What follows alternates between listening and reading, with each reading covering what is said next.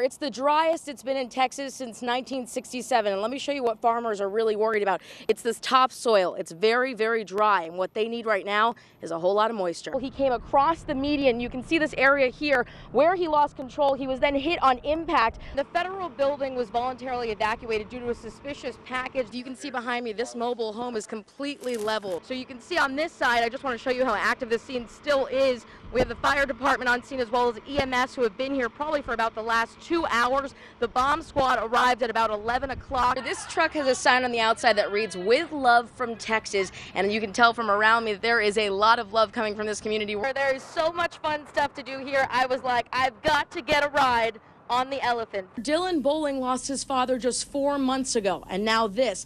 Their home completely burned away by fire, their living room practically outside of the home. It's lakes and ponds like these that look like they're sturdy enough to walk on. People think it's just a little bit of fun and games, but it's not. Take a look at this rock. You throw it into the lake, and it breaks right through the ice. Put in perspective just how close Aldwasari was to students. We're just 1 block away from the Texas Tech campus. Now that semi-truck pushed it all the way 200 yards, and what you're seeing now actually is them still trying to clean up. That these doors are locked right now and could remain that way.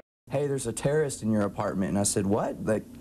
And found out where he lived and went down the hall and saw that he was literally down the hall. Landon Leopard lives just a few doors away from Khalid Aldwasari. The terror suspect lives in apartment 2303. Landon says he found out about it on his news app this morning. It said Saudi caught in terrorist plot. On February 14th and 17th, the FBI searched Aldwasari's apartment, where they found chemicals like sulfuric and nitric acids, dismantled alarm clocks, and other tools for making explosives. Last weekend, I did notice a heavier presence. We were here for when I left to go out of town, and there was, on a Thursday night, lots of sheriff's deputies kind of walking around the building. Mayor Tom Martin says that's because Aldwasari was being watched.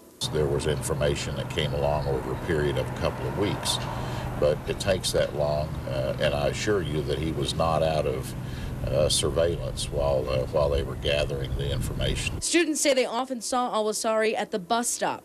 He's just a normal guy. I mean, sometimes it seemed a little bit weird. They say he kept to himself and was strange. He was kind of quiet. He always sat off by himself in the corner. Usually it's like an iPod or something. Somebody like that that's kind of, secluded and off to themselves. So I'm just kind of wonder what he's doing on his own time. But I guess kind of figured out he was making bombs. Bo Whitney says it worries him that this happened so close. It's scary. I mean, I don't want that going on anywhere, much less right, where I lay my head at night. What if he messed up and blew up the whole building? And Leopard says he still can't believe he was living down the hall from someone who had the intentions of committing a terrorist attack in the U.S. It's unbelievable. It's just shocking, kind of, but much less the fact that it's in Lubbock, much less in the same building. Haley Dunn missing for over a week now, and Texas Rangers have taken over the case. They were on her property today. Right here behind me, you can see in this area where her shed is, that is the actual location that Texas Rangers were going through. They had gloves on, they were taking stuff in and out, but the question is, what exactly were they looking for? An eerie silence overshadowed the Dunn family home as Texas Rangers and local police searched the property, gathered items, and went with flashlights and gloves into a shed in the back that read "Danger, no unauthorized personnel," an area of the home that neighbors say they saw Haley in all the time. A lot. She always back there talking on the telephone every day, almost every day. The Rangers searched the area for about 20 minutes and left with boxes and envelopes in hand, returning a few minutes later to take Haley's mom from the home. We've never had anybody to be missing this long. Posters everywhere all over town of Haley Dunn's face. She's been missing for over a week since her mother's boyfriend, Sean Atkins, said she was on her way to her father's house and then to a friend's, but she never made it. And police say neither was expecting her arrival. So what leads do they have now? The dogs have located a scent that they think is Haley. We don't know that for sure. It's just a tool that we use in investigations, but they did locate a scent at one particular motel. That motel is a newly built Western Suites just a mile away off I-20, but that information isn't enough to get an Amber Alert issued. We know that it would be helpful. Now we understand it's a system, and the system is designed to handle very specific types of abductions. And right now we don't have that evidence. Evidence like a witness, description of a vehicle, or even a route. But police say they've requested the family's cell phone records and several people have been polygraphed.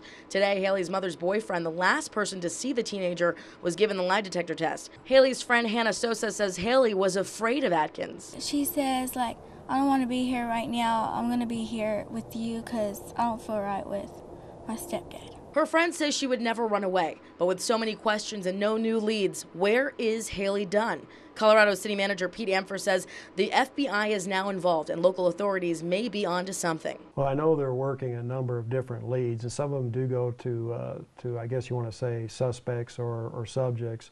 You know, they're being very aggressive on that. Of course, that's part of the investigation, and I do not have those names, but I know that they are working on those particular individuals. That's the last image that I have, is him laying on the table with cuts on his head, frozen. Dion Mitchell is still in shock after discovering his uncle may have frozen to death. He was face down in the snow, outside in the cold. Investigators say surveillance shows buyers walking out of the facility around 4:15 Thursday morning. Mitchell says his uncle should never have been able to leave the building. He's an Alzheimer's patient with dementia, so you definitely have to keep an eye on him, knowing that he's a wanderer. The Texas Department of Aging and Disability tells KCBD that if a facility accepts a new resident that's reported to have dementia and/or a history of wandering, the resident should be closely monitored. A nurse who works for the Tumbleweed facility tells us they're supposed to check on residents every 2 hours. We independently verified that the nurse is an employee of the facility. The nurse asked us to disguise their voice, but says they never check on residents. No, they only do it when they can't find somebody. But other than that, no. So I asked the nurse, does management think that the nurses are checking on residents of the nursing home every 2 hours? He knows we don't do it. We just started doing it because all of y'all started walking into the building. I then asked if it was easy for patients to just walk out. Oh, yes. They can be outside for hours, and we don't even know. We sent Tumbleweed Nursing Home the information we received from the nurse and gave them the opportunity to respond to the allegations. They released this statement.